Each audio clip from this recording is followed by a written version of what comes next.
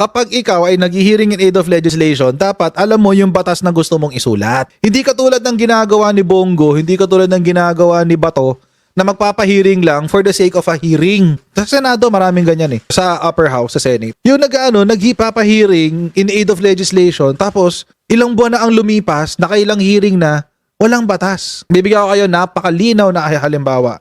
Si Bato, nakailang hearing in aid of legislation siya dyan sa PIDEA Leaks. Parang 5 yata.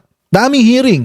O tapos, ano nangyari? May batas na ba siya naisulat tungkol sa preventing the leakage of confidential information in government agencies? Wala, di ba? At least itong Quadcom, hindi mo mapupulaan pagdating sa bill. Kasi tulad niyan, sa EJK, meron na silang bill na naisulat. Next week, ilalabas nila yung partial committee report para makapag-case build-up na at makapag-preliminary investigation. Kapag nakapag-preliminary investigation na sila at nakakita ng probable cause, arestado si Digong.